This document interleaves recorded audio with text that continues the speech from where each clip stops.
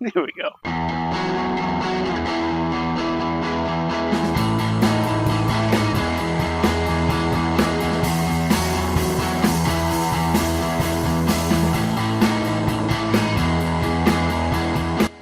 Hello and welcome to Jabberjaw. I'm your host, Jessica Dawson Collier, and with me, as always, is Tyson Wheeler Dinas and Matthew David Smith. Guys, welcome. Thank you. Word. Thank you. Good to see you again Yes. after You too. a month. It's been pushing a month. Seriously? I think think pretty it's close. only been a month. This time it was kind of my fault, to be fair. Like, because well, in so much that you had surgery. Why has it been your fault? We'll talk about. So, Tyson did not run into a door, by the way, for those people viewing at home. Yeah. He gave us every excuse in the book, and we're like, Tyson, dude, just tell us. It's okay, you're amongst friends. And he told us that he had eye surgery. Blink twice if you need help. Yeah. Yeah, so the thing is, the ongoing saga of the retina, detached, reattached. As it turns out, my body, because it's younger than most people that get this surgery, was trying to fix itself.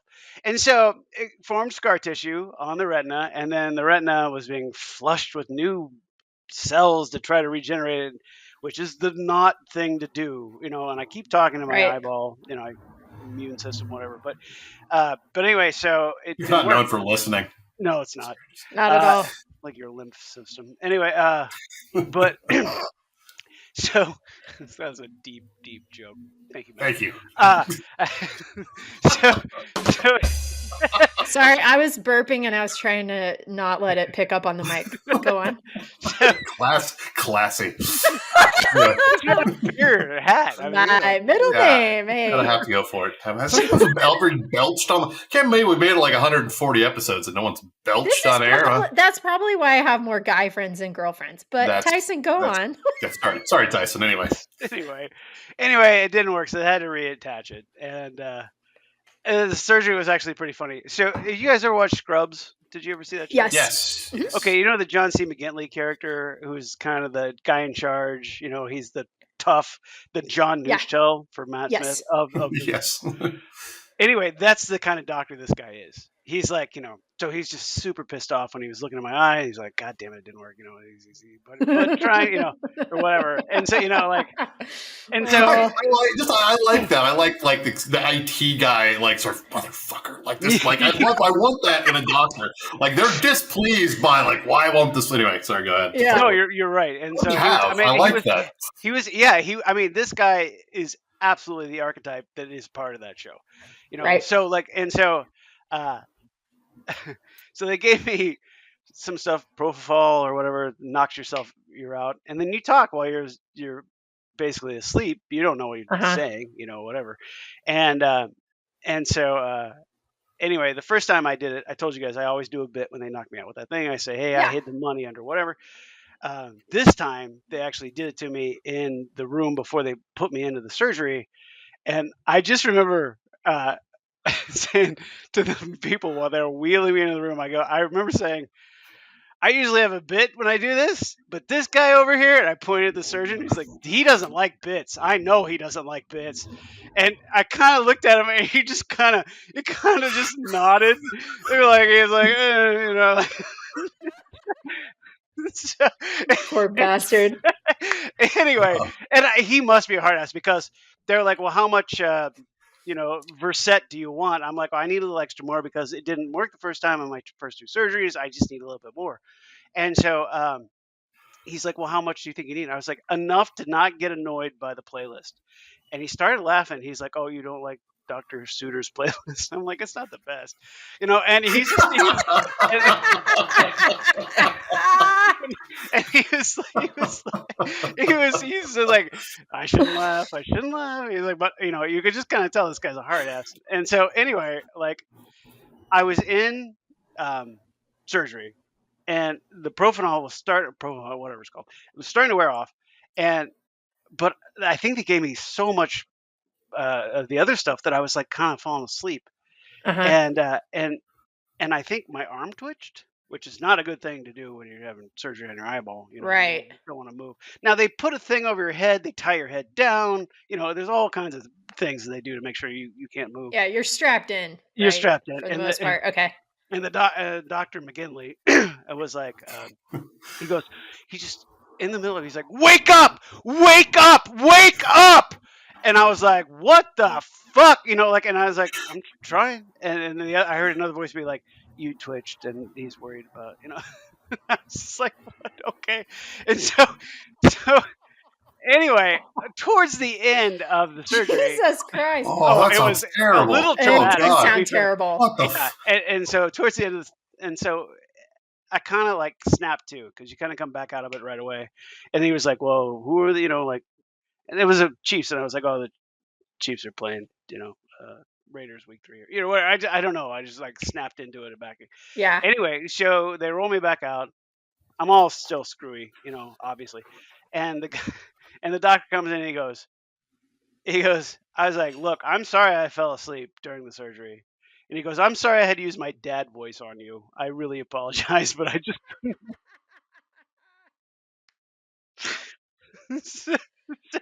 So I guess we're fine. I don't know. But anyway, it sounds like you got grounded by the surgeon. Oh my God. And then I went to see Jesus.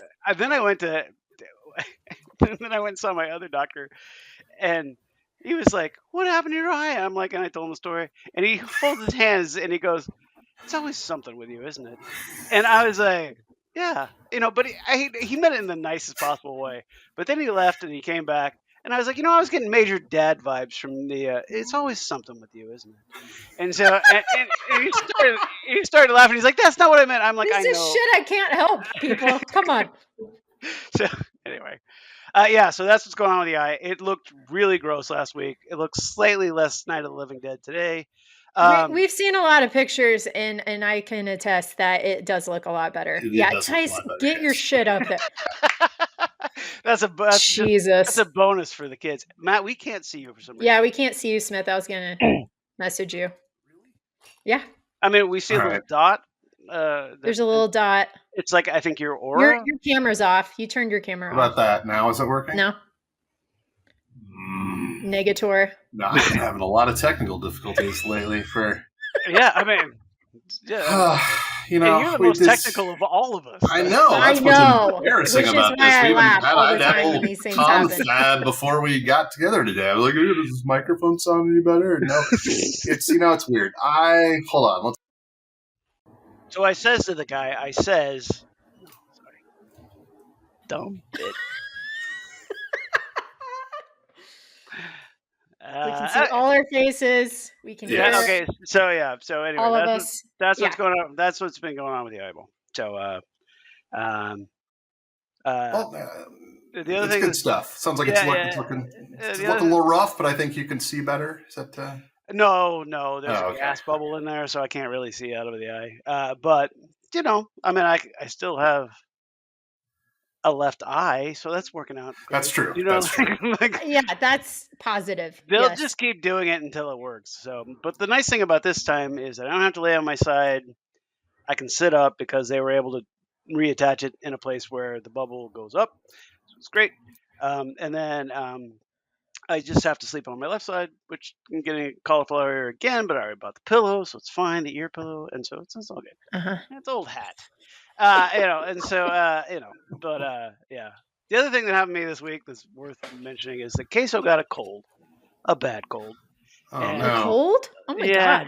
Yeah, and it was gross. Like he was, because Noofs are famous for kind of just collapsing and going, and every time that happened, green snot just flew out of his nose, and I'd have to wipe his nose with cleanup. Oh God. Yeah, and it was a lot. I mean, and it smells like iron. I don't know, it's just gross. And so the poor guy, he's got this cold. So we took him to the vet, and they were like, it's probably just a cold. And they cultured it, and then they were like, no, that's not just a cold. So we put him on medicine, and he was better the next day. So he's doing fine. He's queso fresco. He's a survivor. As Matt would say, he's a good boy. And so he's a good boy. He's a good boy. So that was really it. I saw the other thing that I saw that I thought would be interesting to put down on record for this week, or just in general for the millions of uh, children that I have and grandchildren and whatnot that Uh-huh. ever try to get to know me. So I saw Jared Allen on TV uh, opening the ceremony at the Minnesota Vikings game. Do you guys know who Jared Allen is? That name It sounds familiar. does sound From familiar. Joaquini No, no, or no. Hayes? He was a Oh, Chiefs player, and then he was oh, a really good no idea. defensive player, and then he got traded to Minnesota. Okay. But when I worked at the hotel in Lawrence, Oh, that's why I recognize this name. Anyway, yeah, go ahead. yeah. Yeah, I was So like, I didn't remember him being in the Chiefs, but yeah. yeah, so this guy comes in. He's got a bus full of kids, and yeah, I got a bachelor party. I need to rent like 5 rooms, and I'm like, that's great, And I watched the Chiefs. I should have known it was Jared Allen. I typed his name into the computer. Didn't put it together in my head. And so he's like, I need 3 rooms and blah blah blah. And of course they were all drunk as hell, and and kind of being loud, and they propped the doors open so like people could go in and out of the doors. Uh-huh. Anyway, I check them all in. The guy's like super nice. Basically, his buddy was the bachelor, and they were having a bachelor party. And Oh, so Jared Allen okay. was paying for everything. Gave me a $60 tip. Didn't recognize him. Thought he was the bachelor, and I said, "Here, keep your money. You're gonna need it." Big. It's like, yeah, whoops. Anyway, bunch of phone calls. Bunch of phone calls later, dude. Dude shows up, and I have to go to the room, and then he's the only one that's sober. By the way, everybody else is just fucking gone, right? And Yeah, sure. they all like load up at like 5 o'clock in the morning onto the bus and get out of there. And I was like, Mr. Allen, I'm sorry, I didn't recognize you earlier. Obviously I'm a Chiefs fan. I was like, would you fill out a comment card for me? And he goes, okay. And so he filled out a comment card, and this is what he wrote. He said, Tyson has a nice smile. That's what he wrote. That's so nice. Ah, guy. Wow. So thinking of that, I thought I was thinking of all the famous people that I met when I was working there. So Jared Allen was one. The singer from Nashville Pussy. I smoked several cigarettes with him. Nice. I had seen him in Orlando actually, and he was nice. He's like, it's fucking cold up here. It was like fucking, I don't know, 72 degrees. He's from Georgia, He was like, how do you deal with it? I'm like, oh, yeah. And I remember saying, I was like, I actually saw you guys in Orlando. He's like, oh yeah, well, was it good? I was like, it was good. I don't remember leaving the show. He's like, that sounds about right. And then Karen O from the Oh, Yeah. fuck yeah. Amazing. Very Yeah. nice, very nice. She actually skipped. She was skipping across the Amazing. room, basically. Of I was like, course. and I was like, She's like a little fairy in the forest. kind of, yeah. Like a little, I And mean, she's really. she's really tiny. Like she's a really tiny little person. And Yeah. she's like, I was like, have a good show tonight. And she's like, oh, are you coming? I was like, no, I couldn't get tickets. She's like, oh, I'll put you on the guest list. What's your name? And that was so nice, right? Very nice. God. Unfortunately, Sorry, I passed out. I didn't get a picture with her, unfortunately. Mandy Moore stayed there while I was there. That was probably the weirdest one. Mandy Moore had her security detail come in to the lobby, and they That actually seems on brand. She got seems a little anxious. got into the corners, and then this tiny little child of a woman with a hoodie covering her complete face just fucking beelined it to her room. And that was the last I saw of Mandy Moore, but that's fine. This one's kind of embarrassing. Danzig stayed there, Glenn Danzig, Oh. and his band was there, and we were prepped for it. And so they had like 12 rooms, right? And so Uh-huh. I pre-made all the cards, the key cards and all the stuff. Everybody Yeah. gets in. The cards I made for his room didn't work. So him and his manager come to the front desk and they're like, what the fuck, guys? And Glenn Danzig, let's just be honest, is like 5'2". He's not he's muscular, but he's not an imposing man by any stretch of the imagination. And God bless my manager, Mike Moore, my former drummer in Bring Back Joel. He goes, "Oh my God, Mr. Danzig, we are so sorry. We are all such huge fans of yours. We're so excited you're staying here, and we are so sorry about this." Blah blah blah. He's like, "I will make the keys personally, and I'll take you down there, and it'll be great." Took him down there. He came up 30 minutes later. He's like, "You guys are great." Gave us all backstage passes and tickets Oh for the wow. show. He That's was all crazy. smiles after that. So that Yeah. was kind of great. Erin Andrews, I don't know if you know who she is. She's a NFL Sportscaster? Yeah, sportscaster. yeah, yeah.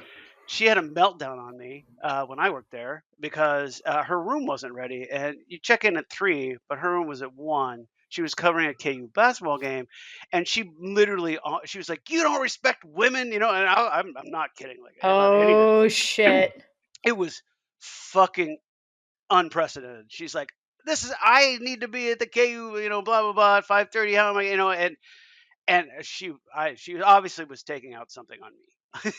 Yeah. And Yeah. Yeah. also, Yeah. so thank God my day manager, Erica, came to the rescue, and she's like, "I know it's hard for women and blah blah blah and all this stuff." And then she's like, and yeah, and she was like, "Oh, thank you," and she's like, "I will get somebody in that room right away," which I couldn't do, like, and she didn't do it. She just calmed her down. So anyway, that was not great. Also, Aaron, I see the hotel manager just like beating you with a newspaper, like, get away, yeah, go it away. was not cool. Back Not in your cool. room, Tyson. Yeah. Uh, And so, and then, yeah. And the other thing was, she famously they drilled a pinhole in a hotel room and videotaped her changing clothes and got some nudes from her. So that happened a long time ago, but that happened before she was there. oh, interesting. Okay. And so Oh, I okay. think she had an aversion to hotels in general, Could just be. Yeah, straight could Yeah. across be. the board. Yeah. And the last one is Gavin DeGraw, who I never actually met, but I knew his tour manager at the time, which is our friend Sam, who does he's the tour manager for Train now, but he was doing Gavin DeGraw. He said he was a total dick face. Sorry, that's probably not very professional. He didn't say that. He didn't say that. Sam No. never said that. And anyway, I felt so bad because I said I can have the rooms ready by 1 o'clock, and because people didn't show up for work, I didn't get them until like 4 o'clock. And he's like, "My band needs to sleep," and I'm like, so sorry, Sam." Anyway, but Sam's cool, so that's all right. So those are the famous people I met. Now I will say that 2 months before I started there, the Shins were there. Made Oh, friends with that would all have the been sweet. staff Yeah. and got them all backstage passes for both nights at Liberty Hall, Oh, Oh, that's wow. nice. which is really cool. Yeah, so you never know. So if you're working in a hotel and you see somebody famous, be nice to them, and then kind of subtly, infer that you wouldn't mind seeing what they're doing, and then they might help you. So there. Yeah, this I, further proves my point that my littlest sister should get a job at a hotel instead of a gas station. She's like in that area of life where she just needs a job and she's like, I'm just going to work at a gas station. I'm like, absolutely not. You're too small. You're a female. Like it's not, and you shouldn't do the night shift. I don't I mean, care how tough you people think you are. don't get shot really in hotel. I mean, Exactly. but Like other than Kennedy, right. The yeah, probability goes down, right? yeah. Like I in my head. mean, compared Yeah. to gas station, like, yeah, that's usually what that prefaces gas station like in a statement like 17% of the time with shooting in, yeah, and Yes. but Yeah. like hotel. I mean, I don't know. I mean, you don't really think to rob a hotel unless Well, it's like the 1970s No, or something. not Here, really. Yeah. here are the three most disruptive things that happened when I was working at that hotel. One, somebody shoved a Gideon Bible into the toilet in the lobby. That's Amazing. yeah. The second In the one was lobby. at New Year's Eve, a bunch of like an entire class of high school students, got many rooms in the basement, and there was a fight. And I went downstairs in my little That's not good. blazer, Yeah. but it was like a high school fight, like I'm gonna fuck you up, no, I'm gonna, like that kind of thing. And then Yeah. the girls are holding the boys back, it's I don't think. And I just walked in, and I was like, "We have a problem here, kids?" And they're like, "No problem, no problem." And then they dispersed. And then the other time that was kind of crazy was this Palestine rock band was playing in Lawrence. They were there, like playing like a KU thing, and it was a political thing. Uh-huh. And at some point in the evening, somebody took one of those fire extinguishers out of the wall that you see, and tried to throw it through the glass door Oh my god. uh, to try to, I don't know. I don't know if they were for Palestine, against Palestine. I have no idea. But anyway, like they threw it in. So the hotel I worked at had 3 stories, and the back had a 3-story window. And so I just hear this Kong. I'm like, what the fuck is that? And I run out there and I see this guy picking it up again and trying to throw it. Well, it's not. Oh my God. It's not glass. Moron. It's Yeah. plastic, right? Yeah. So, so I don't know what he was doing, but then I was like, I just ran to the side of the thing and I looked down 2 stories. I was like, "What the fuck, dude?" And he's like, "Fuck," and he ran the fuck out to the exit. Oh, Like, yeah. So that was yes, but no guns, no guns. I mean, the that's worst, good. somebody smoked in their room one night. That sucked. You know. And Good Lord. that concludes my personal. That's not that. How long did you work there at that hotel?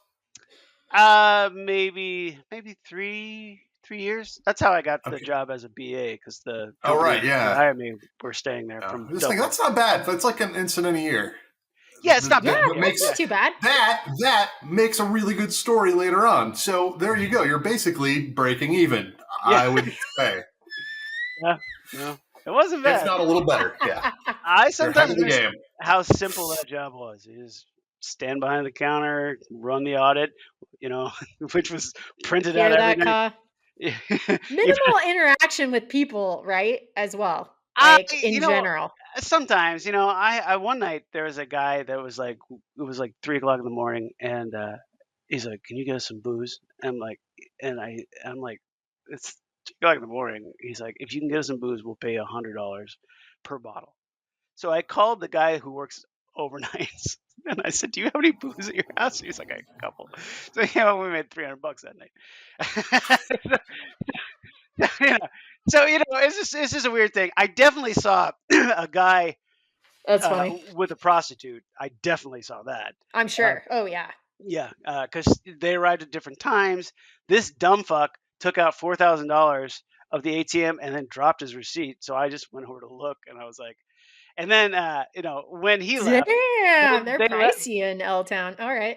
They left. She's cute, and then they left. Like he left, and then she left. And then I was like, "Have a good night," and she just smiled at me like, "Yeah, I know, you know what I'm." So yeah, slice of life. It's all about your stories, right? That's at the end of the day. Yeah, totally. I That's feel very like I've true. talked enough. How are you guys doing? I'm good. Smith, what have you been up to? I just want there to be like a span of time between when we see each other, like the world gets just a little simpler. Just something, Just a just a little bit. little bit Yeah. simpler. And it's every time. It's just like there's like a class More worth dumb of shit. history is created every 3 weeks. It's insane. Like it's crazy. But anyway, I'm sure we'll touch on. No, I am personally just fine. I had a couple of things in common.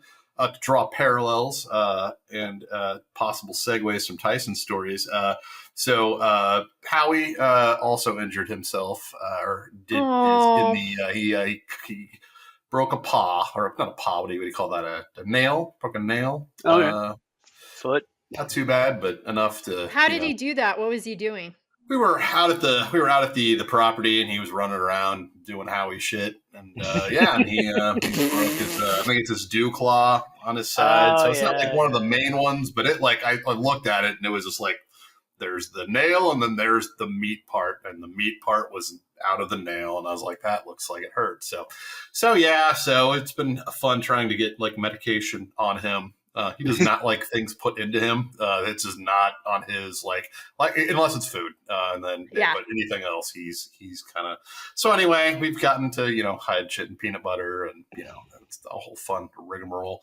And the other thing is, I also had the Profilol experience this week. I had my first colonoscopy, which it's actually a lot like Fantastic Sam's, where you get a toy afterwards, which I did not know, but it was well worth it. But the reason why I was thinking about that is that we were telling that story is like literally I didn't know how fast, like how much time I had to think. So literally like the first thought, like last thought that I had was like, oh shit, I wondered if I should say something witty, and then it was gone, and then I woke up. Like you do not have like they basically tell you you're going to sleep and you're asleep, and then you wake up, and it's like so that was interesting. It's been the first time I'd been put out in a while. That's how Michael Jackson went to sleep every night. Yeah. What a life, right? That's where I recognize that drug from. Yeah. Wow. Okay. Yeah. I mean, the first time they gave it to me in my first colonoscopy, I'm obviously older than you. I've had several, and so like they were like, make a wish, and I'm like, what should I wish? Like it's just like, you do not have time. Unbelievable. You do not have time. Like that's like it was like I mean it works. Like what was the worst part about the colonoscopy? Is it the prep? Because I hear it's the prep. No, the prep wasn't. That's what people told me too. Really, just like. I don't know, the inconvenience and awkwardness, like, is like the biggest, like, it really wasn't like, because you don't really, I mean, you're amongst medical professionals, so, if you're going to show it off, these are the people to show it off to. The prep wasn't bad. Like, I think you take, like, you buy, like, a giant, like, lifetime supply of some sort of, what's the runny stuff? What do you call it? The laxative? The laxative. You like powder laxative. And it's just like, it's like 70 doses or something. And they're like, you're going to eat half of this in a day. Like, that's what they had me do is you basically get Gatorade and, you drink a bunch of Gatorade for like 3 hours and then you sit on the toilet for a while. It goes, yeah. You're clean. Like when you're clean, it's just like goes right through you. You're like, it's like fresh. Yeah. So, without going into it any further, no, that's what that experience was like. Very friendly staff. Yeah, I mean, done. Yeah, they just 2 hours in and out, and then you go get breakfast. That's what we do. Nice. Okay, I mean that sounds great. Mine was. It reminded me of like the place that I go is. It's like an assembly line. They're just popping people in. Just like like there you go. So This was I have like my own room and like all these people around, and it was like all these machines. Yeah, that is nice. Like Olympus, like the printer manufacturer, also manufactures the colonoscopy machine. I was like, that's interesting. It was sort of weird market segment to get into Olympus, but whatever. And somebody's got it's the little wand. There's a little wand there. You're like, I know where that's going. Things like that. But no, it's otherwise been a good week, making good progress on our cabin project. They got some windows in, so it's starting to look like a place someone would live. That's nice. I have a follow-up on the chigger situation.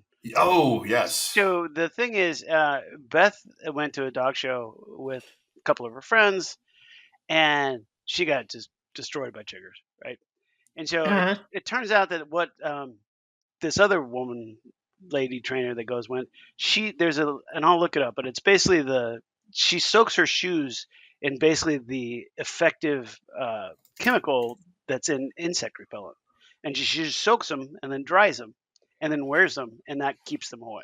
So might be worth looking into. Okay. Yeah. I've never heard of that. I hadn't either, but it's pretty smart actually. Yeah, it makes sense. Yeah, it's awful. Like it's been like a month since that happened, and there's all bites are still there, and it still itches, and I'm just like those little. They do a lot of damage for being, tiny little, Yeah.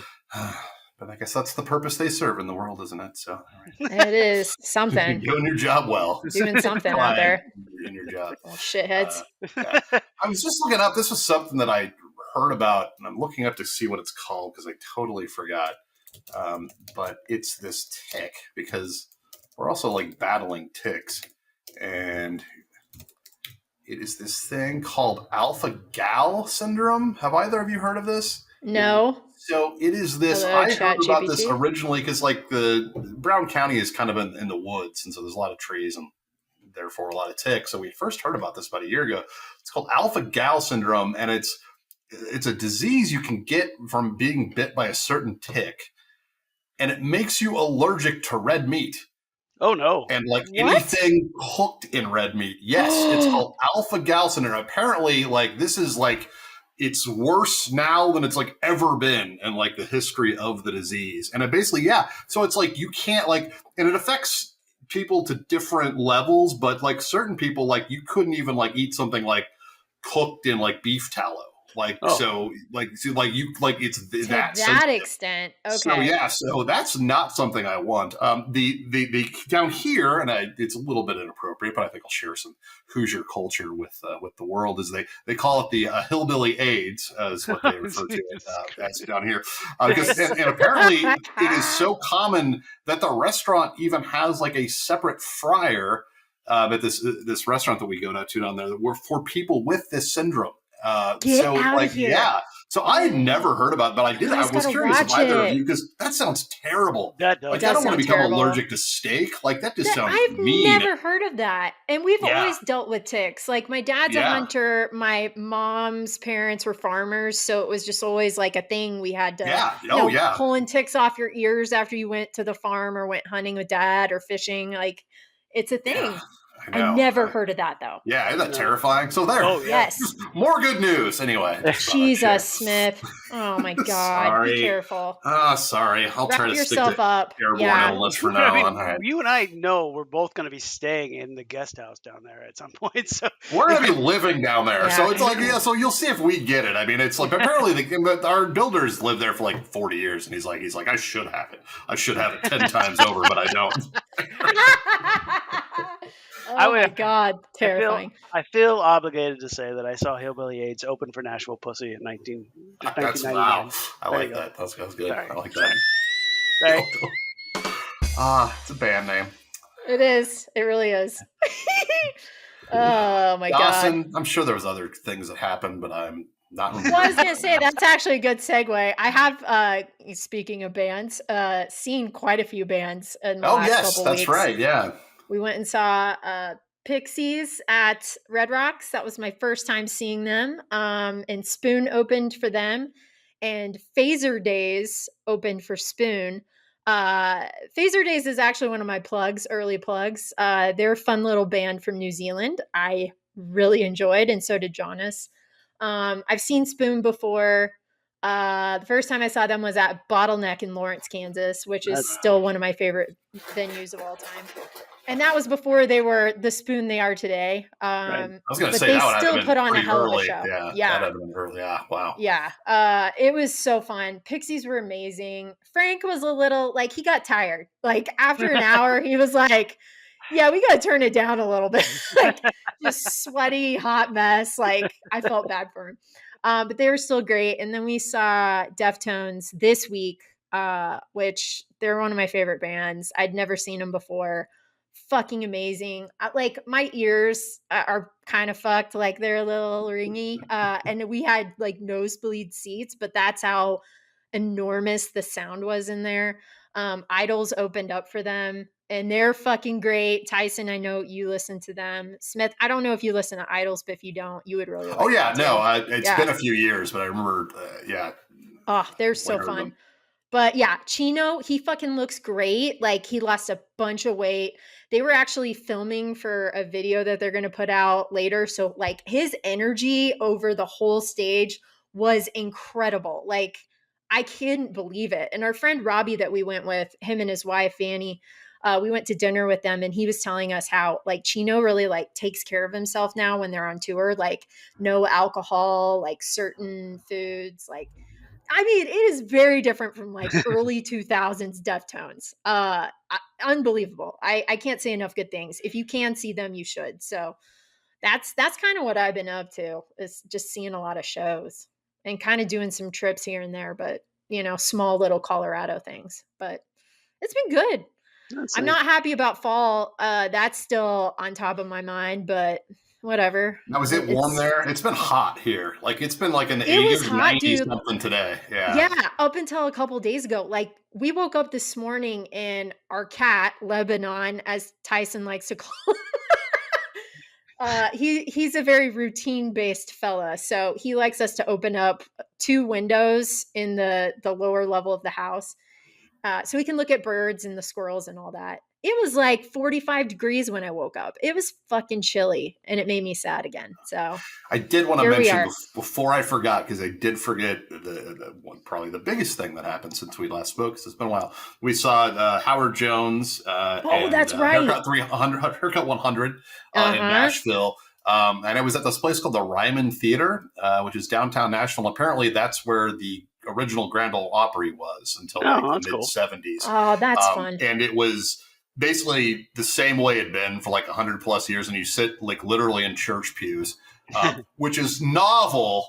But you don't want to see a long show in those trees. They're not comfortable. Yeah. They're not comfortable. But I got the VIP treatment. I think I sent you guys a photo of me meeting the band and explaining why. We will put that on our socials. I hate meet and greets. I've only done a handful of them. Dude, you could see it all over your face. You just look like... I know. It's because I'm like, yeah. Anyway, I didn't know what to say. I was like, I like your band. And but no, they were really good show. Howard Jones is always great. And then we saw Nine Inch Nails in the like literally. Oh my right God, that's right.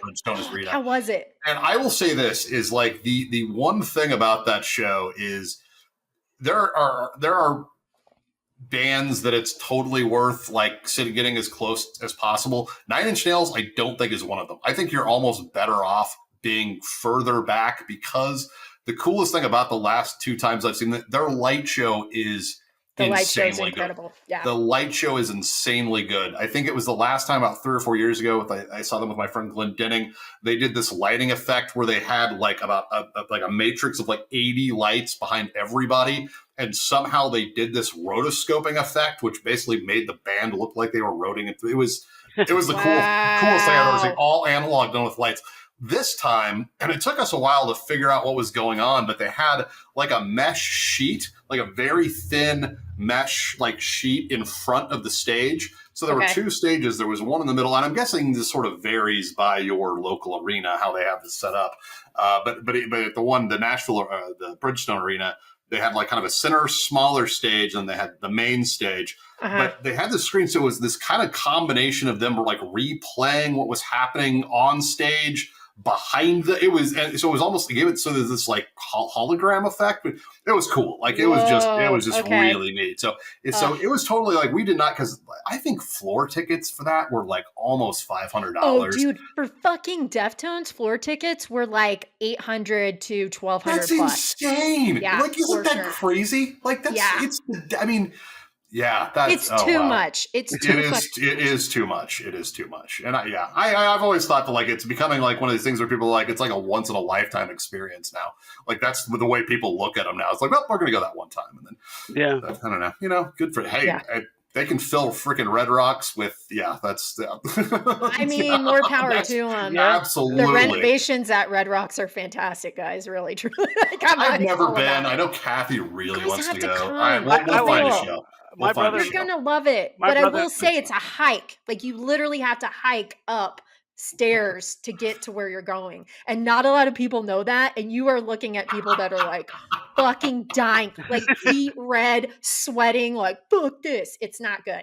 That part sucks, but once you get other than that, once you're there, all right, we'll make it happen. My brother-in-law for his birthday, his wife got him tickets to see LCD Sound System at Red Rocks, and he was just blown away. Oh my God. I wanted to go to that show so bad. But speaking of outrageous tickets, they were like $300 bare minimum.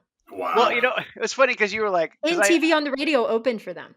Yeah, he said they were okay. He said that he wasn't quite as good, but he said some of it, he's like, I don't know what it is about, but the singer sounds so much better live than he does on tape. And he's like, I don't know how they're doing that. I don't know. Yeah.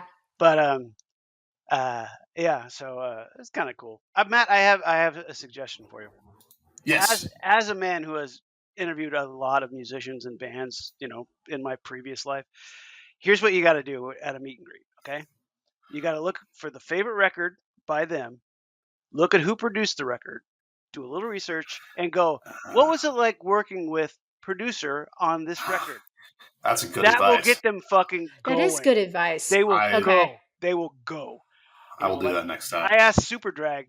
I asked the singer from Superdrag. I was like, what was it like working with Jerry Finn? He's like, oh my God, that guy was the best. He came up and he said, I will produce your record for a sandwich. And then he just fucking started telling me all these stories. So That's fun. That is a great way That's to get them. Great idea. That's a great idea. It's like an icebreaker, and then It's a good icebreaker. Yeah. They're gonna like the next time I see them, they're gonna be like, "You were kind of a dork the last time we talked to you." Dude, but they're now, gonna be like, "You want to go grab beers after the show?" Yeah, like it's gonna be one of those situations. Absolutely. Here, grab a tambourine, pal. Get up there. That's what that's gonna be like. It's a great move. I highly recommend it. So because working. That's a great idea. That's a fantastic idea. I'm gonna do that. Yeah. Have to. All right, guys. Should we get into all the shit that's been happening? Oh boy. Yeah. Here we go. Lightning of the month. Okay, we're not waiting a month before the next episode. Just everybody relax. We're gonna be on top of it. As far as we know, we can do this again next Well, I'm going to Europe next week, so I really cannot. Are you really? Show. Yeah. My God, we're busy people. I know. I'm going to Paris and Germany. I'm going to go to Oktoberfest. You're going to Oktoberfest. Very nice. That's very cool. This is from HuffPost. These are kind of all over the place. Janine Pereiro's office drops another DC crime case as string of losses continue. So she was put in charge of prosecuting all these people, when they sent the National Guard in. She has not won one case.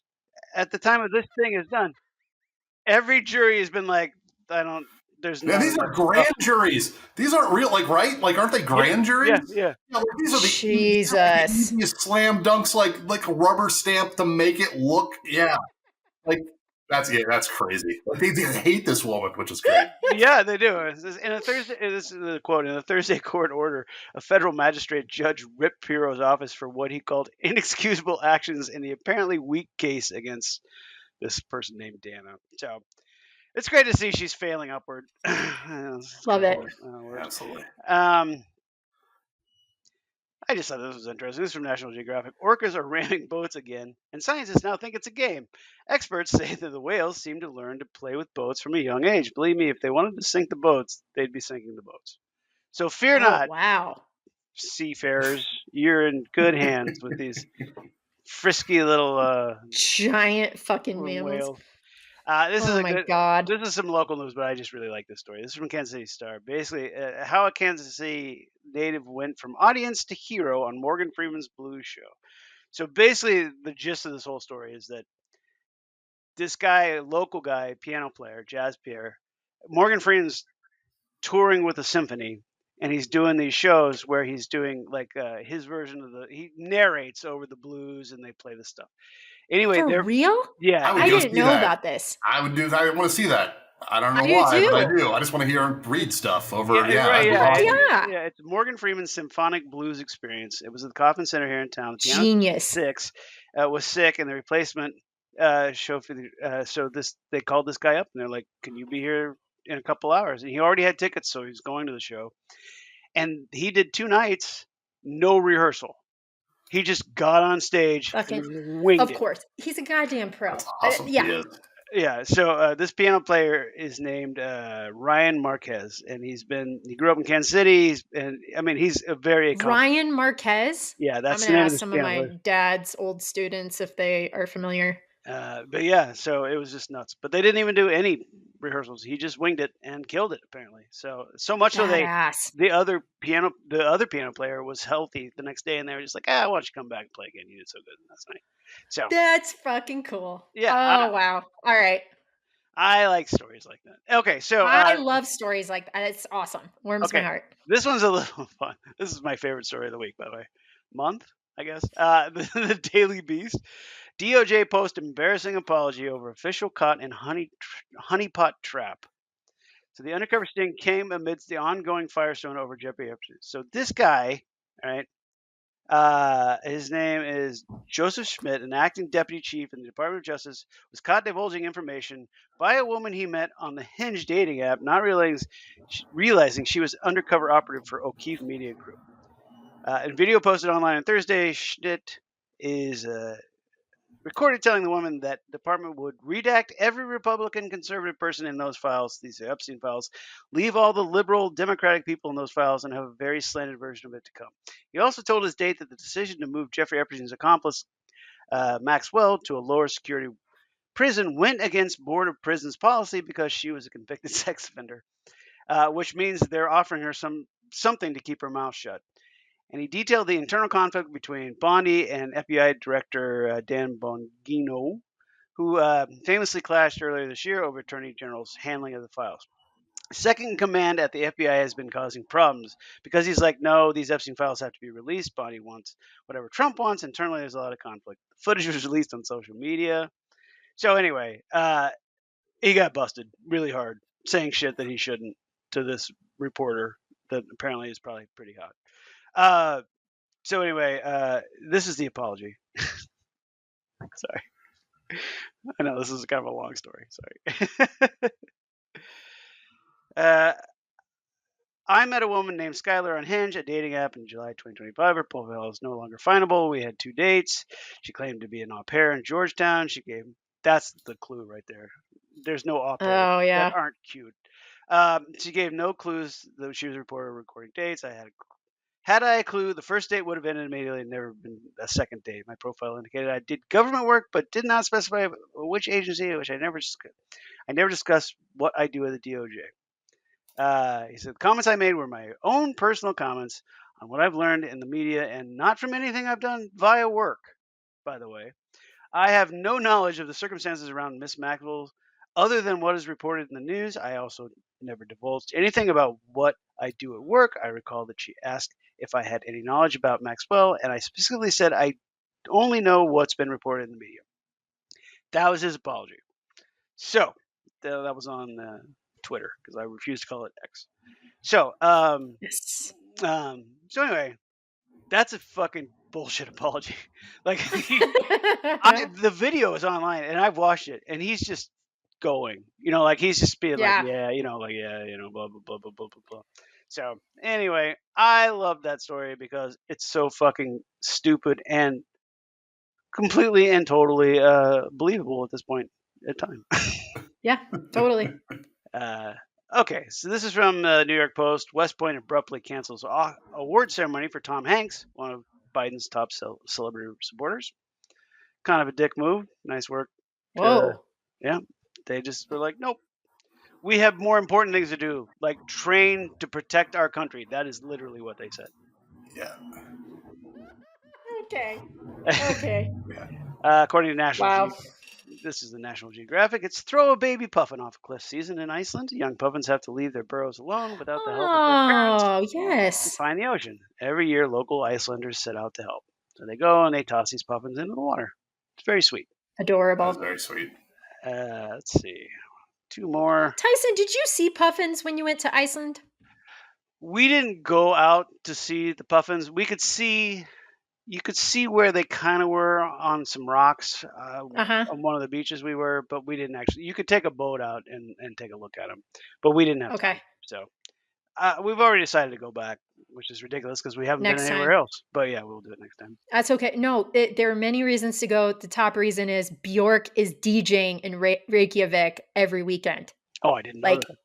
Oh yeah, it's like a late night set, and it fucking looks great.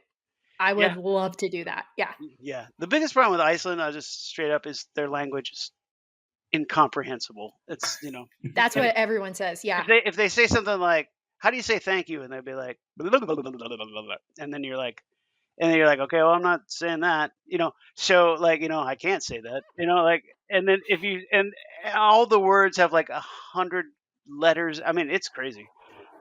They even make fun of it themselves because it's so incomprehensible and different than anything else. This is from the Wall Street Journal. The zombie spiders are freaking people out.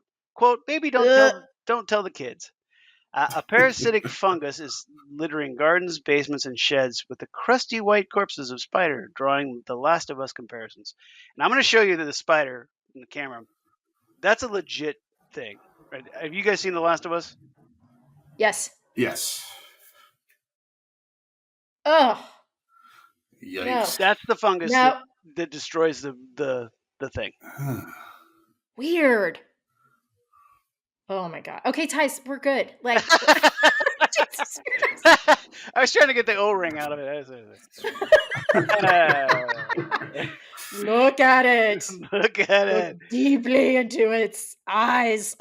You guys aren't kids. You can handle it. And finally, a feel-good story. and I want to talk about one more thing after this, but one of a kind golden shark discovered in Costa Rica. Scientists say the golden shark Ooh. has a rare combination of skin conditions that have never been seen before. And there's a picture of it, and that's a golden shark. Wow, Wow. that's pretty. Isn't that neat? That is pretty. Yeah, so like it's just this rare. It's a combination of like a skin thing and a genetic thing, and so that's how it happened. And then I just want to talk. I don't have a headline for this, but today I watched the two ladies that were fired from the CDC by RFK Jr. Talk before Congress, Yeah. and you know what? They crushed it. I mean, Republicans. Paul Rand tried to do his thing. The douchebag from Oklahoma tried to do his thing. But it just it was just obviously well, they were like, well, we would we would be open to this if they would just share the scientific data. And she's like, and RFK told me specifically there is no data, but I was supposed to rubber stamp it anyway, or I would be let go. I mean, it was bad. Like, Yeah, some of that shit was going viral this afternoon. Like they don't care at all. Like the same thing is happening with Kash Patel right now. Yeah. And it's like the average like Republican is just like, yeah.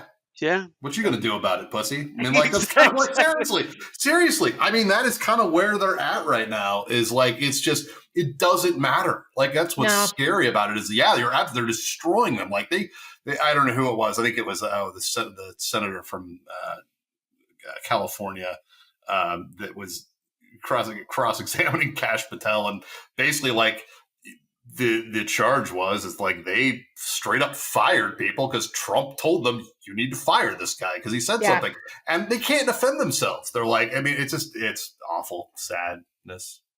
Stuff. But anyway, I did enjoy that. I will say, if you can find the footage of just the opening part of the thing, I will find it because I know it probably. Bernie Sanders was the second person to question. He was great. Susan Collins, who I'm not a fan of, she did halfway decent, even though she talks like she's a 90-year-old woman crossing the street, in a busy town. She just looks like she's nervous all the time. And then Paul Rand was just I think I nailed it when I called him a dick face on our group chat. I was going to say you called him a dick face. Yes. Yeah. So I mean, which is appropriate. It was worth watching. And this woman that was let go of the CDC, she was just smirking, and like she was just like, are you fucking kidding me? Like, like you supposedly practiced medicine at some point in your life, I mean, and it was fucking ridiculous. Anyway, so that's it. Those are my headlines. Those are pretty good. That's pretty good. I got lots of random stuff. Matt's got a contender. We've seen it. I have, yes. Yes, he does. I do have. I'm going to save that towards the end. Towards the end, but yes, I do. It was just like bliss. I just like rainbows. I was like, that's so good. But not to be. There was a lot of stuff that happened this week. And like I tried to keep it to this week because I had a big backlog, and I'm just like, you know what? Enough happened this week. We start off in Brooklyn from Channel 4, New York. Woman 95 beats fellow nursing home resident to death with a wheelchair part. 95. Damn. Beat her roommate to death with a wheelchair part. Oh God. That's feisty. That is feisty. LimeWire acquires Fire Festival, asking what could possibly go wrong. Saw that. So the file sharing service, if you don't remember, there was a brief, was it early 2010s? Was it like the height of LimeWire? I used it to source music when I was at the radio station. So 2006 at least. Okay. So 2006, it was kind of the new... It was kind of like once Napster got shut down, it kind of became the new Napster for a while. Effectively the same thing. But file sharing service effectively now it turned into an NFT platform at some point because why not? I'm sure someone like won the branding like in like a machine at the mall. They're like, you're proud of a LimeWire now. Hey, anyway, they acquired the Fire Festival. At one point in time, I think he was asking like $2 million for the right, like which is it made no sense. But anyway. they've acquired it. I'm sure I'm just feeding into LimeWire's plan here of talking about LimeWire for buying the Fire Festival rights. I'm sure that was the whole point of it. Yeah. So well done, sirs. Well done. I will say, though, that the second highest bidder, according to my sources, which is the internet, was Ryan Reynolds' company. Interesting. He wanted to. I think everybody, from what I read from the press release from LimeWire people, is that it's ironic and they're going to play with it and make fun of it. Okay. That makes sense. Yeah. Well, maybe next time. Ryan.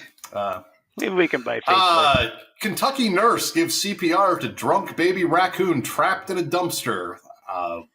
Give you that again because it's a lot to digest. Yeah, do that again. That is a lot. Kentucky nurse gives CPR to drunk baby raccoon trapped in a dumpster.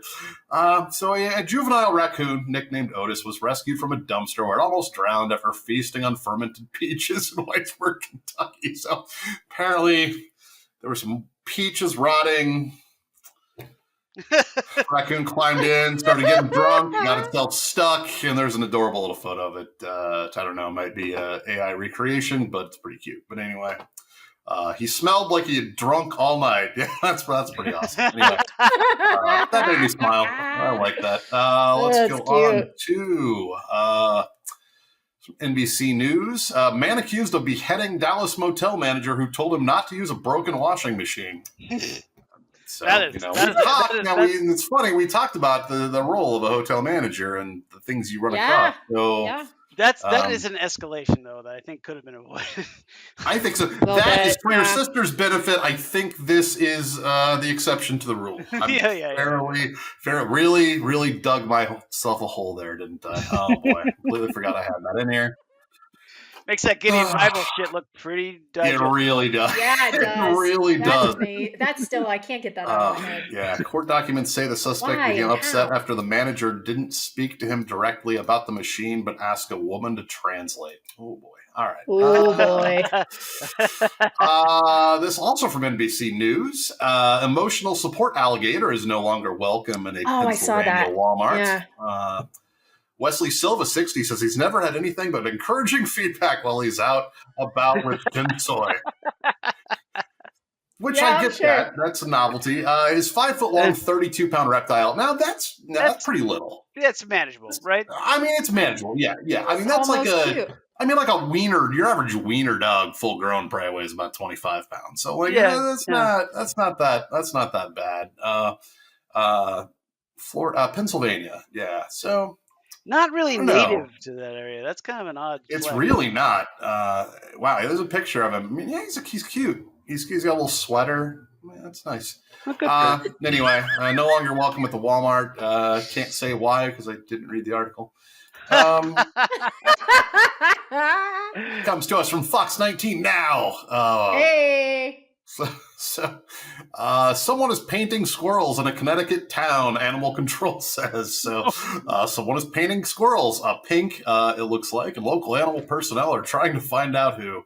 Animal Control Town. 2 squirrels in the area at the corner of Nybeck Avenue and High Street, because we need to know precisely where these painted squirrels were located. Neighborhood Watch. One was blue, and the other one was red, according to the photo. So not limiting ourselves to a single color.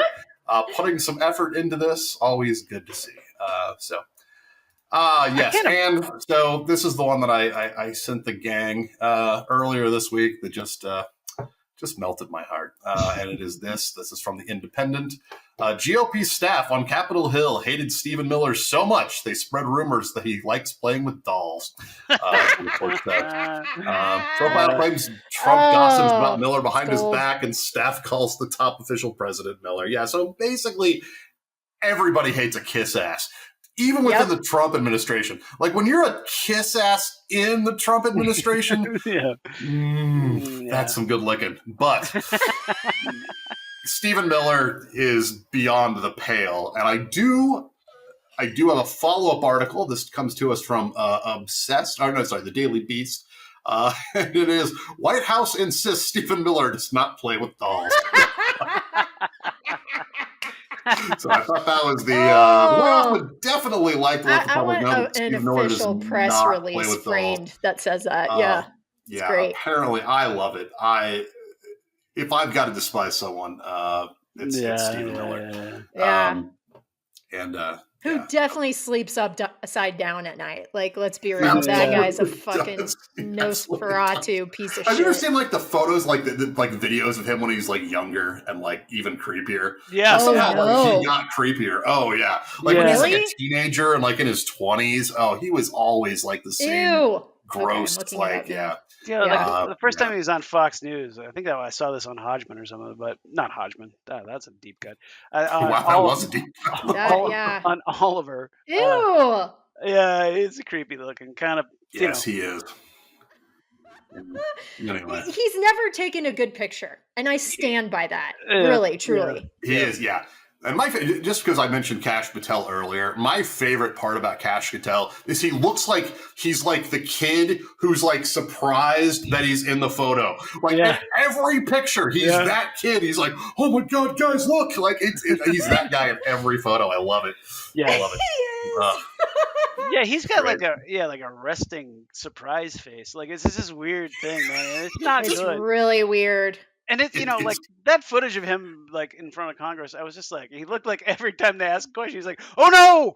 But that's just how he really looked. Did. Right? Yeah. Like a scared owl. Yeah.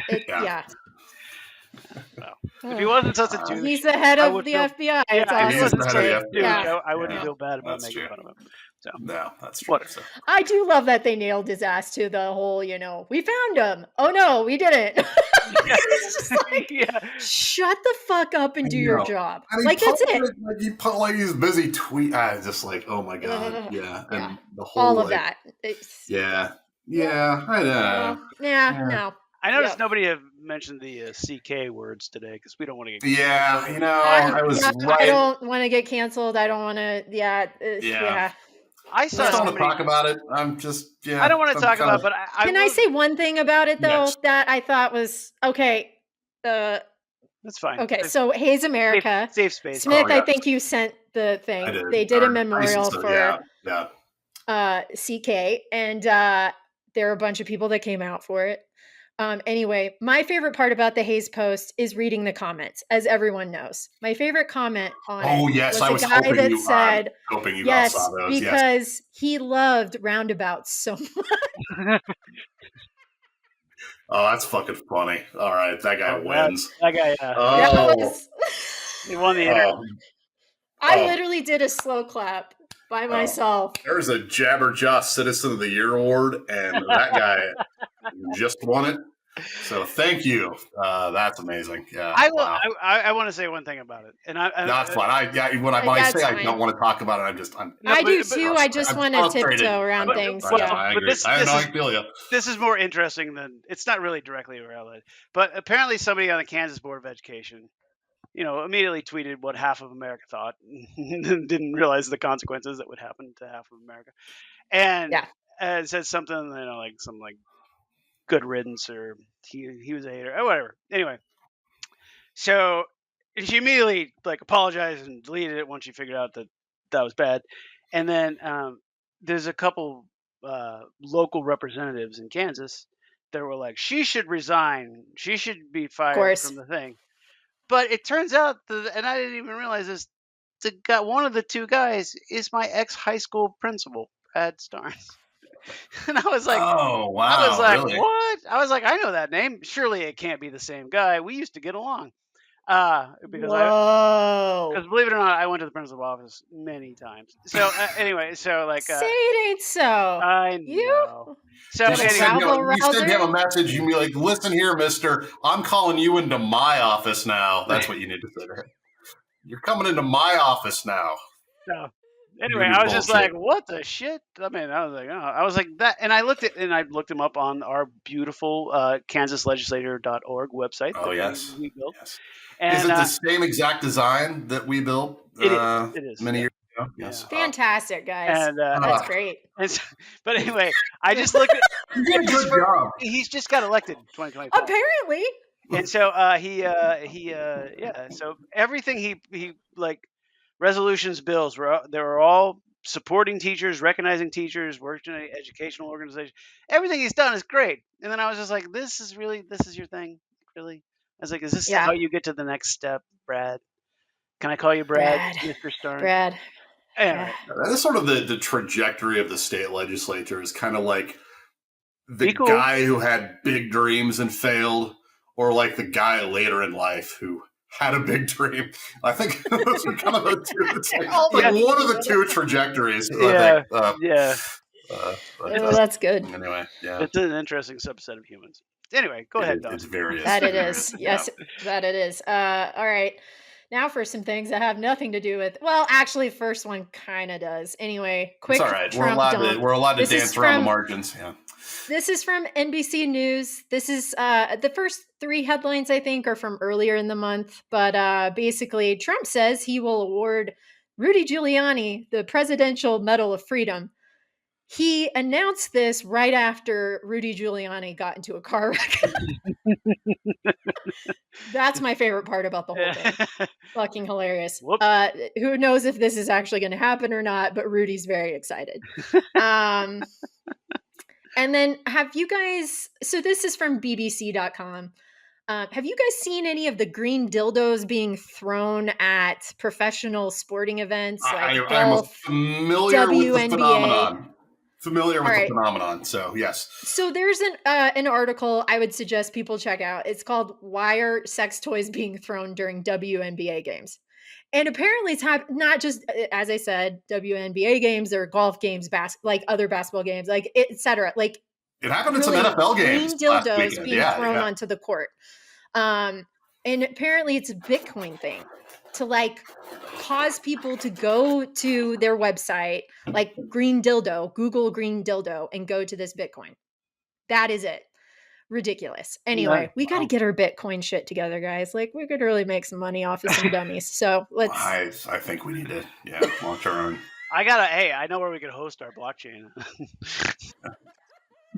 Exactly. Yeah, the one serious article I had this week that I bailed on because I thought it was too boring. We already brought up the BC word. So I have to see what the CK word and the BC word. I'm not mentioning either of them anymore. No, this whole thing with New York Times did this article 2 or 3 days ago about how the UAE gave Trump about $2 billion worth of crypto. And he gave them AI chip technology. He loosened the security protocols. Yeah. So there you go. Anyway, this is where we're at. Everyone. All right, that's it. No more either of those subjects for the day. We're done. Sorry, Dawson. Let's talk about aliens. You guys want to talk about a little alien action? This is from the Daily Mail. Machine Gun Kelly theorizes he has alien lineage after mother revealed she may have been abducted by a UFO. I'm going to leave it at that. He is an idiot supreme. If you're interested in hearing about this, go check out the video, read the stupid articles. It's pretty funny, but just like furthermore proves my point that Machine Gun Kelly sucks, and I laughed a lot. I like the idea that what his mom actually meant was that she was abducted by Ecuadorians, aliens. Illegal aliens, and he's just too confused. He just didn't understand. He didn't understand it. He didn't get it. No, it's surprise. In local news, this is from the Denver Gazette.com. Couple accused of keeping lover's corpse, stealing Social Security checks. James Agnew and Susan Agnew were arrested by Lakewood police. This was earlier in the month for allegedly hiding the deceased body of their former lover and stealing his Social Security checks for 18 months. Wow. What a stinky place to live. That really was. A little bit. Yeah, that's gross. That's like real gross. Nasty. 18 months. Yeah. Did they get caught? I'm guessing they got caught. They got caught. Yeah. Nothing's come out. Like no set bail or anything. Like they're still awaiting trial. But yeah, it's a pretty nasty story. Yeah. It's kind of gross. Yeah, I know. I feel like Ryan Murphy's going to make some sort of stupid show about it at some point, probably. Yeah, I think Guys, we didn't talk about the Emmys. That might be a good segue to the Emmys. Well, that's more of a plug thing. I don't know. I don't know. Do you guys want? Well, we'll save it. We can talk about it. It's fine. I mean, I saw part of it. I like Nick Bargatze. I don't know that he's like made to do stuff like this, like to host things like this. I mean, I really enjoy him. Either. I really like him. I do too. He's funny as hell. Yeah, but it's. I read one thing from I don't know something. And they basically said that he kind of because he's an outsider, but he's also exceedingly famous and like the number one touring comedian, and so he kind of just didn't pick a lane, like whether he was going to be the outsider or like the insider, or whatever. Yeah. But again, I like him. Probably not the best venue, James Franco can't it host just wasn't his room. Like there were a couple times where he was like, come on, like literally almost saying that, and it was just like, oh buddy, I'm so sorry, that's a tough crowd. But how about the studio? God bless them. I know. Yay. Yeah, yes. I mean, they swept up. And who knew Hollywood was like watching themselves on television? Exactly. A bunch of pretty narcissists. Oh my God! It is an excellent show. I have no problem whatsoever with that. And I wasn't really paying attention, but The Bear, did it get nominated at all, or was it not? Nobody won from The Bear. Yeah. Okay. I don't know if it got nominated. It's still in the comedy category, which is bullshit. Yeah, it needs to be moved. Yeah. And then I was excited. What was your favorite win? What was everyone's favorite win of the night? Colbert was my favorite. Was it the studio? Yeah. Colbert, I guess, he deserves it. He's not going to be around. Yeah. You're only going to get one Emmy. But everybody likes Colbert, so it's fine. I thought it was weird that SNL didn't win anything for their 50th, as I told you. Yeah, that was pretty weird. I don't know. What are you guys? I mean, obviously. What was it? The writers, I will say this, Tyson, I looked into it. Paula Pell and a couple of the other writers, they were at the Emmys last weekend, and they won for the 50th for writing a lot of the bits. Okay. Well, that's good. Yeah. So there's something. Lauren just didn't win anything. Technical Emmys. The technical, yeah. I was happy to see Adolescence won. I was a big fan of that miniseries, and me too. I was glad to see that. Been a big fan of the Stephen Graham guy for a long time. He's done a lot of good stuff. And then the kid won. Really I don't know his name, but the kid won. He was like 15. And the youngest male to ever. I think it was like the only thing he's done too. Like it was one of those things that they picked from obscurity to win an Emmy.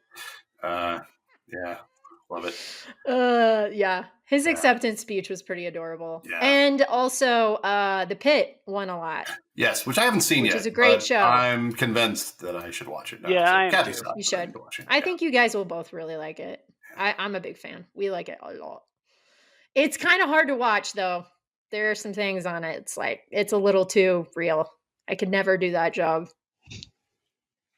Yeah. I think that's what my brother does for a living. I was going to say that. I was like walking it back like, hey, Nate, Beth, for you, buddy. Beth was she was an ER nurse, so so like. I don't think she was in the same stuff. Yeah. Yes. I'm glad she got out of that. I mean, it's a lot. It's a lot of mental trauma. She'll just drop a story like, "Can I ever tell you about the time that the guy came into the ER that had been rolled over half his body with a steamroller?" I'm like, "No, you have not." Ooh, like God, shit like that's that. The kind of shit. Yeah. It's like, woo. All right. Yeah. It literally is like ER, but on HBO. So you're gonna see all the fucking shit. Okay. Yeah, that makes sense. Yeah. Yeah. Check it out. I have a couple more headlines. I don't know if you guys saw this on New York Post, but renowned California chef arrested for robbing 3 San Francisco banks in one day. No. Wow. The craziest part about this. So this guy, Valentino Luchin, who's 62 years old, he is the former executive chef of an Italian restaurant called Rose Pistola. He has been arrested, obviously, but he did strike those 3 different banks. The funny thing about this is in 2016, he had robbed other banks and had gotten arrested previously for a restaurant that he used to own at that point in time. My question is like, bro, you know the ramifications, like what's going to happen, what's coming down the pipeline. And his whole reasoning was, I just can't afford to keep the restaurant. Wait, did you say he did did you say he did the original bank robberies in 2016? It was 2016. So he was already out. So that means that, like, if you want to open a restaurant, that's not a bad deal in the state of California. Like, rob a bank if shit doesn't work out, because chances are the bank robbery will go better than the restaurant will. So, that's not bad. I mean, a part of me is like, this is kind of great. Like, I hope somebody makes this into like a mini series of some sort. Yeah. Well, it reminded me of the which, not to give too much, the Chiefsaholic documentary that's on Netflix. You guys seen that? Yeah. A similar situation. Very much so. Yeah. Except he just wanted to see a game. Just wanted to see it. That thing though. I saw that and it just fell apart at the end. Like I was just like, I mean, it was really interesting. I didn't really like the. And then the second half was just like, who cares? But it was very intriguing the first half. So anyway, sorry. True. Last RIP to Robert Redford. He passed away. Was it yesterday? At 89. For people who weren't a part of my mom's celebration of life, we had a cardboard cutout of Robert Redford. And the whole story behind that was because my mom loved him like all of her life. That was her number one crush. And when she turned 40, her best friends pretended to be Robert Redford and sent her anonymously like dozen red roses. And then after the roses, sent a letter from Robert Redford, cooked up a whole story about how it was actually from him, made her believe it for, I think, 2 months. When she found out it was bullshit, she didn't talk to her friends for 3 months. So anyway, I've been having fun mental images of the two of them finally uniting at wherever, whatever the fuck. But he was a great guy. I mean, Sundance Film Festival, like he did a lot for independent cinema and up and rising directors. So cool dude. I will be missed. Really good, but we were looking last night. I think it was yesterday because we were looking for something to watch when we celebrate someone's passing. And as we do, that's how we commemorate someone's life. So we try to find them on Netflix. Totally. We ended up, I forget what it's called, but we were in on some movie about like him on a boat. It was like made like about 10 years ago. And he's like himself on a boat and it like capsizes and he's just stuck out in the ocean by himself. And like, I don't think I've seen that. It's good. We got about halfway through. But like, dude is like 80 years old at the time because I think he was like 89 when he died. So he was like in his late 70s when he made this thing. And you're just like, I couldn't do that. And like, dude made a lot of really good movies. I guess he will be missed. I read that the greats are going. Like he was one of the last ones. He really was. It's hard to think of someone of that era that's still with us. I think I read that, I don't know if this is true or not, but I read that his last movie was actually that Captain America movie, that second one. Where really? Really? That guy. Wow. Okay. But I don't know. I didn't do any diligence on it, so do any diligence. Did your mom have a favorite movie? Did you have a favorite movie of his? Bridges of Madison County. There you go. Very nice. There you go. I remember going to that with my mom and her best friends, and they started crying like 5 minutes into the movie. So I moved 2 rows back. Then 30 minutes into the film, they started wailing. I moved all the way to the back and slunk down in my fucking seat, almost leaving the theater. It was incredibly embarrassing. And they did go through a whole box of fucking tissues. Like I love my mom's yayas, but Jesus Christ. All right. I've told Kathy I saw Out of Africa with my grandmother when I was 7. I was 7 years old. My God, that was the most boring fucking, like, I remember vividly how boring that movie was. Like, it was, I'm sure it's great now, but I have not had the will to watch it ever again. So, I don't think I ever will. I really don't. When I was 7 or 8, we were visiting my grandparents in Texas, and we went to see Gandhi, which is so long it has an intermission. Oh, wow. Oh yeah. And Yeah. talk about a boring movie for a child. I mean, it was like, it was just like, is there no comedy in it? I mean, well, I don't know what's going on.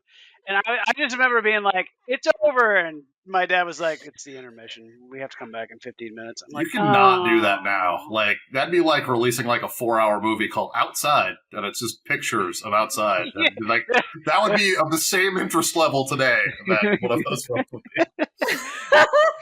External Oh POV. my God, it's true. Yes. Oh shit. Hey, you want to plug? Should we plug it Yeah, up? let's do some plugs. Yeah. Let's plug it. I have many plugs because I have very good. not been able to do shit. I have not True. been able to shit. I have been able to shit, but I've had to sit with the eyeball thing. I was gonna say, I hope you've been able to do that. Sorry, Thank that's God. where I go. That's still going. I watched Yeah. this movie called Oh Hi, which is written and directed by the person who did like Booksmart. Very interesting rom-com with a weird fucking twist. Highly recommended. It's very good. Okay. Oh Hi, and it's got and it also has David Cross in it.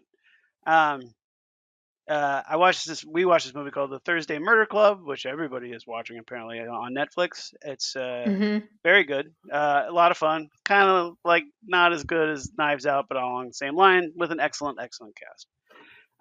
Watched this documentary on PBS called The War on Disco, which I didn't realize where disco came from, and I did know that disco met its demise almost immediately, and this kind of goes into how that happened.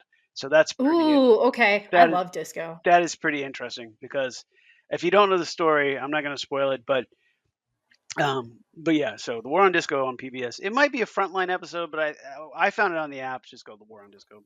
Is it about the baseball game? Were they about the disco records? That's how it ends. And then, and then it shows how like within like weeks there were no longer any more disco. No way! I gotta find that. Yeah, it's definitely. You're gonna give me to give. I'm gonna give. I guess PBS does need your money right now, so yeah, it's a good excuse to give. It does. That's right. Yeah, $5 a month. That's not a lot for a service. No, that's pretty fair. That's pretty fair. The app's a little janky, but you figured it out. I did watch Devo, which we communist built. Yeah. I did watch the Devo Netflix show. God damn it! I still need to watch that. Very, very good. I actually sourced the videos that are referenced in that, like that thing that they released on VHS. You know that they talked about where it had the fake record producer. Mm-hmm. Yeah, so I found a copy of that, so I'll share it with you guys at some point. I watched Jurassic World Rebirth. It was fine, they're all just not as good as the original. Sorry, but but that's fine. I mean, does it hold up to like the recent ones? Like, is it of that caliber at least? You don't think so? I don't know. Yeah. I mean, it's probably not. Probably not. Disagreeing with you very, very visually. I wish that we had the $13 back that we spent at Alamo to get tickets. I will say that the only reason that the recent ones is basically that Chris Pratt rides a motorcycle and has a pack of Raptors. I mean, that's the only thing that makes it cool, really. Like. But is it really that cool? No, I mean the ones from recent years. But is it? I don't know. I mean, they keep making them, and it made like $400 million. I looked it up. So. Yeah, fuck. Let's make money. And I like the idea that Colin Jost is getting a little extra cash, so that's good. So Please Don't Destroy. There's a tour documentary. So those are the guys that did do those little shorts on Saturday Night Live. Although they're not doing they're not doing that this year. But they're not breaking up. One of the redheads is joining the cast. One of the other guys is joining the writing cast. And then the other guy is going to go do more acting work. But you can see their tour documentary on YouTube for free, and I highly recommend it. It's very good because you get to see them rework bits as they go. I watched I already told about that. I watched a documentary called An Honest Liar, which I wrote Netflix on here, but I believe it was on Prime. And it's about the amazing Randy, who was an escape artist and magician who pivoted late in life and tried to prove that psychics and Uri Geller and all these people were fucking liars. Mm-hmm. It's pretty good. There's a weird twist at the end, but it was a pretty good movie. It is. I've seen that. It's quite good. I enjoyed it. I did too. Yeah. The Paper. So that's the sequel to The Office and Parks and Rec. It is just like The Office. So if you watched a couple episodes and you didn't like it, that's on purpose. You're supposed to slowly learn to like these characters and get engaged. By the 8th episode, there was a scene that made me laugh so hard. I was as good as anything I've seen in the original Office. So you just got to stick with it and go. I like that Tyson is looking at me the whole time. I will say that if you go back here, I'll give you an example. Because Jonas and I have not liked it, and I was texting with the guys about it. And my name's very hesitant. My name's solved between y'all. Yeah, I'm not touching this one. I'll say that if you go and watch Parks and Rec, the first season and a half is not good. You have to learn to like these characters. I love Amy Poehler, so it's like she can do no wrong. I know, but I mean, it's just not likable, until you get to season 3, and then everyone's lovely, right? That you care about. I agree. I had the same experience my main beef with The Paper is Esmeralda, that character. Does she get better? She does. There's a redemptive arc that comes with her. Okay. It turns out you're really fighting this hard, Tyson. I'm just saying, if you I'll watch the rest of it while I'm on a flight to fucking Paris next week. Yeah, a very rude thing to say to a stranger is be like, "Do you ever have a redemption arc?" Like, I'm gonna start saying it. Like, you ever have a redemption arc? Because I'm waiting.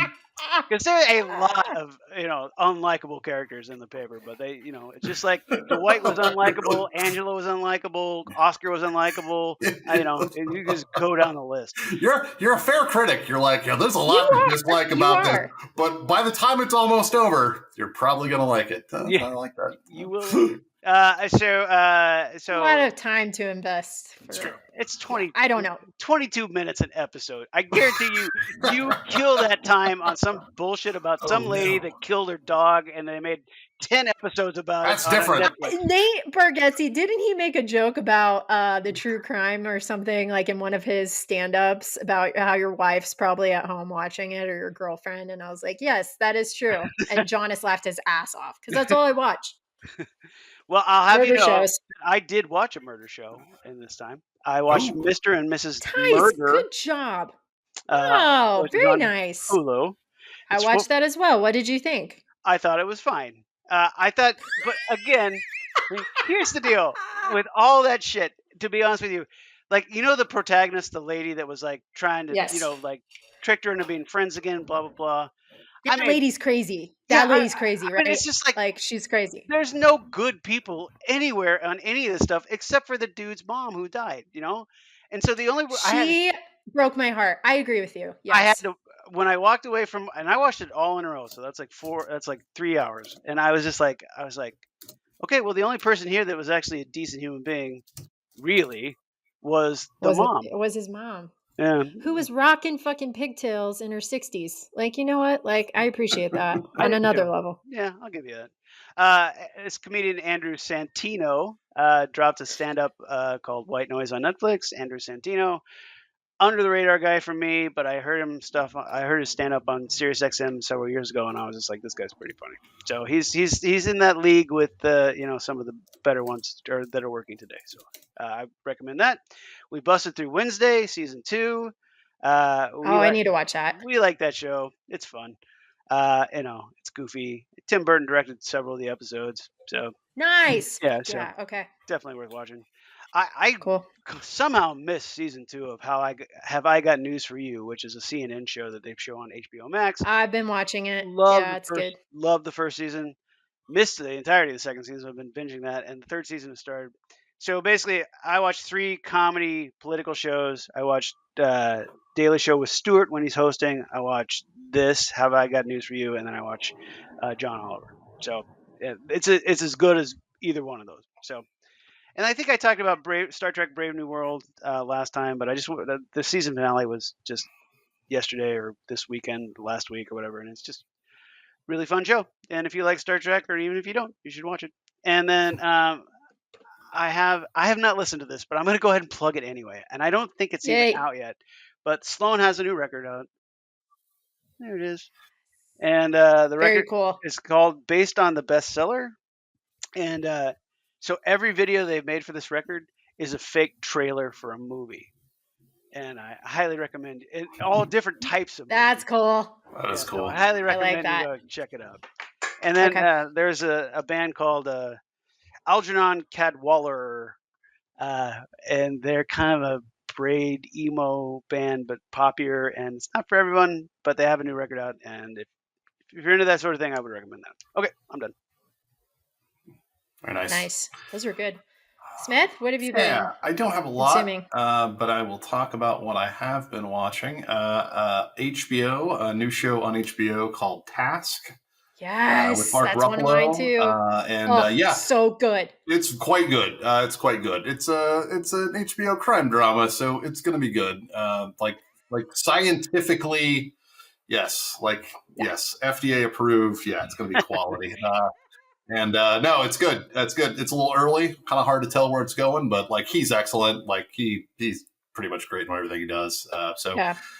Looking forward to the remainder of that. Another quick one. Only Murders in the Building season 5 is back. I think they released the first 3 episodes. It's just as good as ever. Like it still manages to be fresh. And yeah, it's just fun. It's fun. Like I don't know how many seasons are due. I'm assuming as long as they enjoy doing it, would be my guess. So hopefully, but no, it's hard to believe it's 5th season already. But here we are. That's true. Yeah. Wild. And then my sort of guilty pleasure teen drama sort of pick is The Runarounds on Amazon Prime. It is done by the same executive producers and producers, I think, as Outer Banks on Netflix, which I don't know if either of you watched. It's a good adventure show, a little teen dramery. This is about a group of high school graduates from North Carolina, same area, and they form a band. Yeah. And Tyson, you would absolutely hate it. Because it is very, but it's not terrible. Like it's not like very cute little things. And I will forgive it. This is like any sort of dramatization about the formation of a band. Like it's never really done well. Yeah. So it's almost like a forgiving. It's like almost a point of forgiveness, except for the Oneaters. That is the best movie about a band, period, is The Wonders. What was That Thing You Do is the official name, but I always refer to it as the Oneaters. Yeah. Anyway, it's not bad. It's a quick watch. I might get renewed, but it's fine. But I love Degrassi, The Next Generation, so need to get my fix somehow. Since HBO Max canceled that. Yeah. The what? That was the biggest casualty of that whole merger thing was HBO The Next Gen or Degrassi The Next Generation. That was season 24 whatever the hell it was. Anyway, those are my headlines. Oh, and quick unplug. It's not television. It's a food item. That is, I thought about this the other day. I was driving by. That is the snack wrap being reintroduced by McDonald's. They're going. I'll second that. Me too. I'm with it. Here was the appeal of the snack wrap in 2003. Whenever the hell it was $1. And I was like, oh, that's something I would make drunk in the McDonald's back room myself. I'll give you $1 for that. Yeah. That's like $3. And it's like, it's totally going to flop. It'll be gone. Yeah. It'll be gone in like 3 months. It's one of their like value meals. I'm like, oh, it's supposed to be. I know. Yeah. You'd be able to feed a family of 7 in Hayes, Kansas on 39-cent cheeseburger night. For the same price. So they have no clue. It's amazing that these people in like marketing have no idea. They're in trouble. It's a chicken nugget wrapped in a goddamn tortilla. Yeah. That'll be $3, please. Anyway, that's my unplug. That's a great unplug. That is what's going on in the world that pisses me off. Anyway, I got a few plugs and one unplug. Tice, do you have an unplug? I do. By the way? Okay. Okay. I love this artist, Ivy, and she just put out a new album called Traces of You. She had an album that she put out in like the late 90s, early aughts called Apartment Life. Yeah, that's great. Like indie pop rock. It's great, right, Tice? Like, she's great. Well, hold on. But let's time out just a minute here. okay, so Ivy's a band. It's not her name. It is a band. Sorry, I misspoke. Sorry. And Adam I'm Sledge, trying to go fast, and I got a little Adam Schlesinger did that band. flubbed up. Yes. Yes. Oh. Anyway, it is great. It is great, by the way. It is really good. Is, but it's not as good as A Partner Life. No, was going to be my thing. No. It's not. And then we went and saw Jaws 50th in the theater, which was excellent. So good. And it was part of a double feature. We did get one of the shark popcorn buckets. That was $45 fucking. I was going to say, piece of trivia: Spielberg actually spent less on the shark in the movie than you did the popcorn bucket.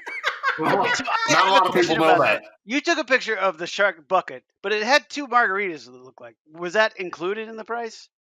Or no, that was just me. I like a margarita, and so it was. Okay, I thought maybe that was a hell of a deal with the popcorn and the 2 margaritas. It was funny because, I like to post Instagram stories, so I put Bruce the shark, which is the actual name of the shark in Jaws that they referred to him, and a margarita placed right in front of the shark, and then there's a girl screaming in the background because typical to Alamo movies, they show like all things sharks before the actual like the best thing they do. Main event starts. And I was like, the Bruce is loose. And so there's like a little kid next to me. It was like, oh my God, they've had a few too many. Like it was one of those situations. Anyway, had nothing to do with the shark. But then as part of the double feature, we went and saw Toxic Avenger, which was great.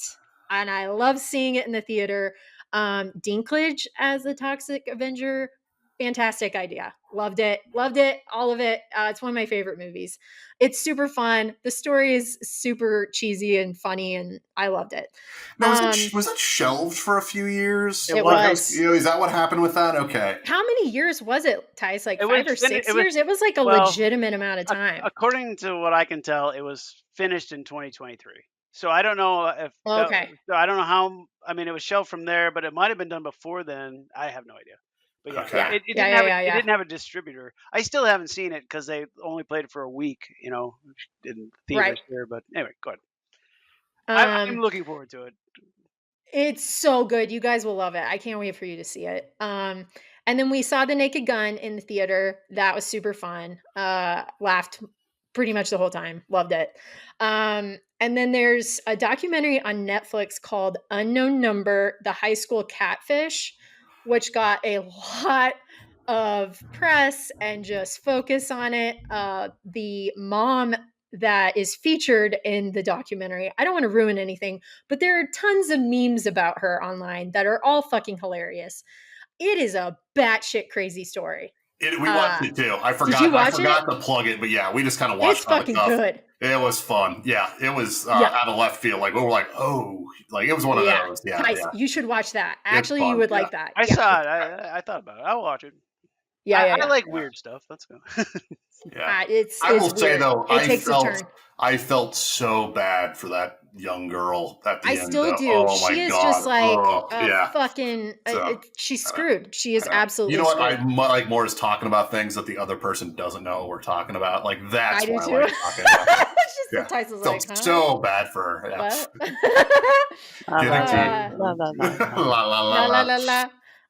My unplug this week is AI customer service chatbots that don't work, specifically Warby Parker.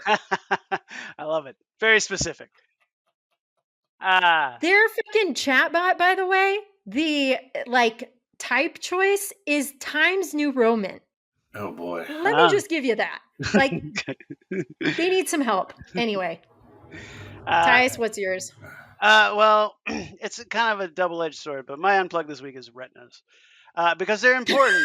They are important because they let you see stuff, but they'll stab you in the back if you're not paying attention. So I'm just saying, just keep an eye on your retina, and you can't not because that's how you see. The end.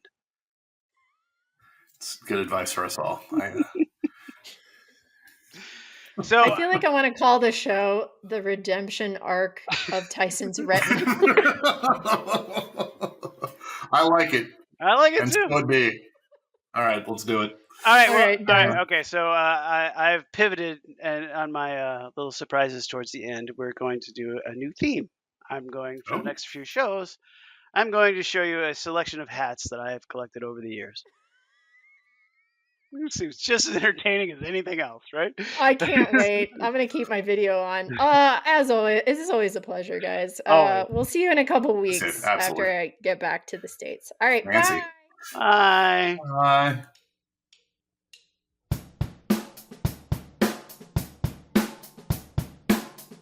That's a good one. That's a keeper. I've seen that one in person. Yeah. When I was in Vegas and I bought this, I said, "You sell a lot of these?" He goes, "God, no."